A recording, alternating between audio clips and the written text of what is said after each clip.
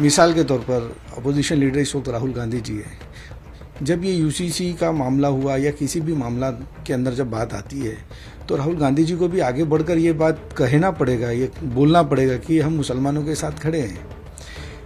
जब वोटों की ज़रूरत होती है, माइनॉरिटीज़ की, मुसलमानों की, दूसरे मज़हब के लोगों की ज़रूरत जब वोटों की होती है तो ये हमारी तरफ आते हैं, बैठकर बात करते हैं और बात करने के बाद में फिर जब इनका काम हो जाता है तो फिर हमको धना छोड़कर ये चले जाते हैं। तो मैं समझता हूँ जस्टिस वी गोपाल गौड़ा साहब हैं, उन्होंने कहा है कि उत्तराखंड गवर्नमेंट जो है कि मैंने उनका जो लास्ट वर्डिक्ट पढ़ा है, मैंने उसके अंदर ये नज़रिया लिया है कि उत्तराखंड गवर्नमेंट हर चीज़ के अंदर फेल हो चुकी है और आवाम के किसी भी मिली मसाइल के लिए उन्होंने जो काम करने का वादा किया था कुछ कर नहीं पा रहे।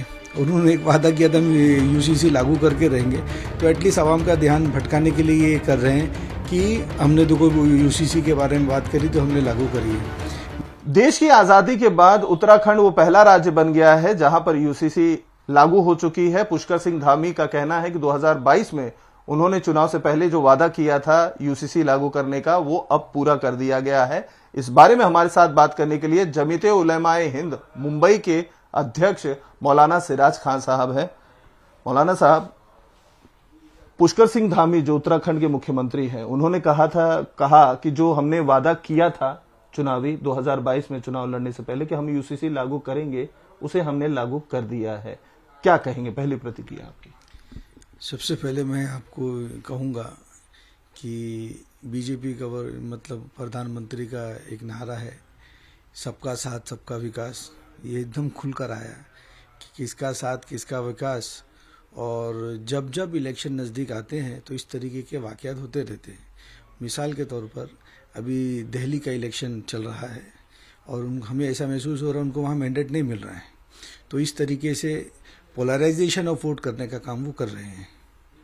और रहा यूसीसी के बाद, तो मैं समझता हूँ जस्टिस वी गोपाल गौड़ा साहब हैं, उन्होंने कहा है कि उत्तराखंड गवर्नमेंट जो है कि मैंने उनका जो लास्ट वर्डिक्ट पढ़ा है, मैंने उसके अंदर ये नज़रिया लिया है कि उत्तराखंड गवर्नमेंट हर चीज़ के अंदर फेल हो चुकी है और आवाम के किसी भी मिली मसाइल के लिए उन्होंने जो काम करने का वादा किया था कुछ कर नहीं पा रहे।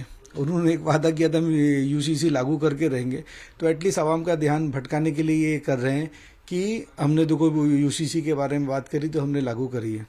मेरा सरकार से सवाल ये है और मेरा दूसरी अपोजिशन पार्टी से भी एक सवाल है। मिसाल के तौर पर अपोजिशन लीडर इस वक्त राहुल गांधी जी है। जब ये यूसीसी का मामला हुआ या किसी भी मामला के अंदर जब बात आती है तो राहुल गांधी जी को भी आगे बढ़कर ये बात कहना पड़ेगा, ये बोलना पड़ेगा कि हम मुसलमानों के साथ खड़े हैं।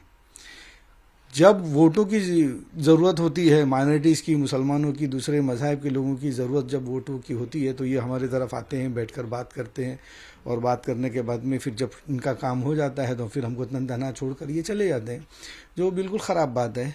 और दूसरी बात में, गवर्नमेंट ऑफ इंडिया इस वक्त हर तरफ फेल नज़र आ रही है और हमने अमेरिका के प्रेसिडेंट की हल्फ बर्दारी के अंदर भी देखा कि मोदी जी जाना चाहते थे और उनको बोलना चाहिए कि शायद जगह नहीं मिल पाई और चाइना यहाँ से हमारे लोगों की ज़मीनों पर कब्जा करते आगे बढ़ रहा है और हर तरफ फेलियर नज़र आ रही है।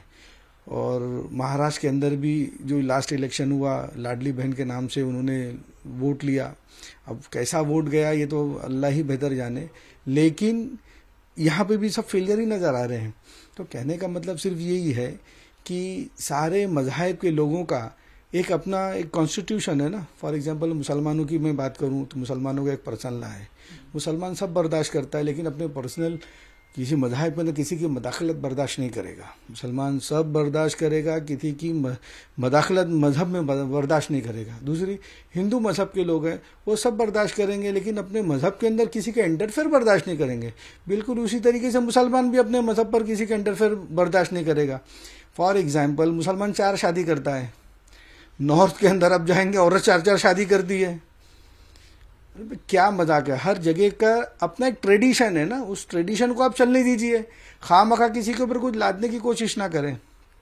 दूसरी चीज़ कि यूसीसी लागू करोगे, फॉर एग्जांपल गोवा पहला राज्य है कि जहाँ पर यूसीसी लागू है पुर्तगालों के समय से जी। अब वहाँ पर क्या जो पूरे इंडिया के अंदर का एक हर स्टेट का अपना अपना है एक्ट बना हुआ है, वहां पे स्लैटरिंग वहां पे जायज है, सारे बीजेपी के लोग वहां पे खाते हैं, तो बिल्कुल उत्तराखंड के अंदर क्या उसको फॉलोअप करेंगे?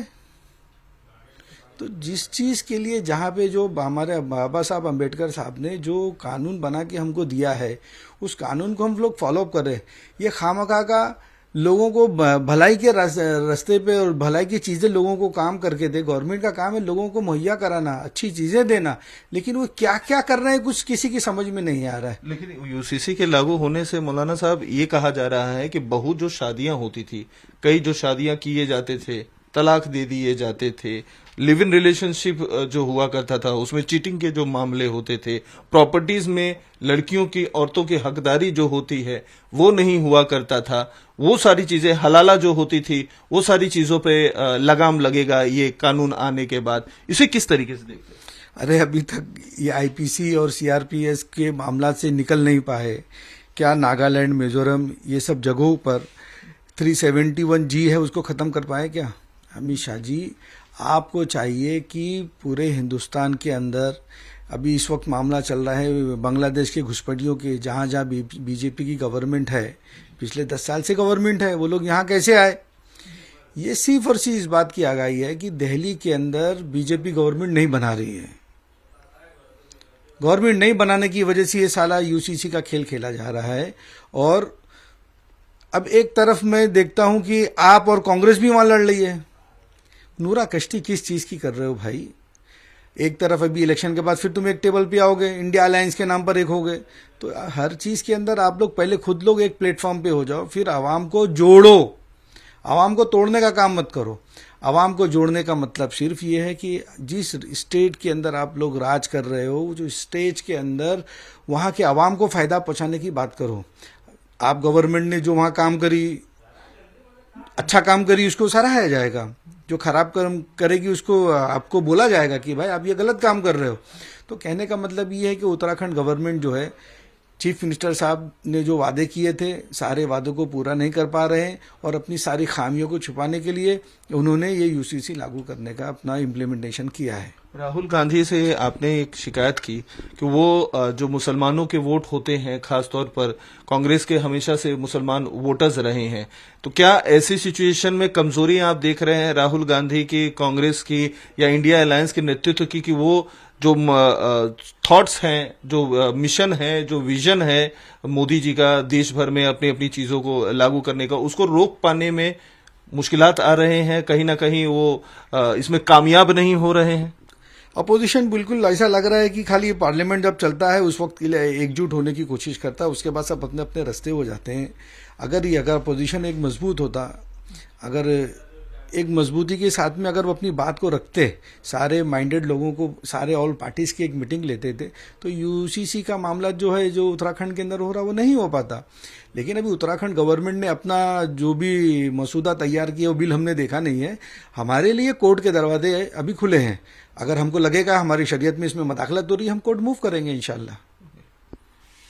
तो ये थे मौलाना सिराज खान साहब, जिनका साफ तौर पर कहना है कि चूंकि यूसीसी को लेकर अभी पूरी जानकारी नहीं मिली है कि वहां पर क्या किस तरीके से लागू किया गया है, लेकिन ये चीज क्लियर हो चुकी है कि चूंकि दिल्ली के चुनाव चल रहे हैं, ऐसे में वोटों के पोलराइजेशन के लिए ही ये कदम उठाया गया है। हालांकि जो अदालत के दरवाजे हैं वो खुले हुए हैं और जरूरत पड़ी तो उसका भी दरवाजा खटखटाया जाएगा। वीडियो जर्नलिस्ट चंदन सिंह के साथ अतुल सिंह, टाइम्स ऑफ भारत, मुंबई।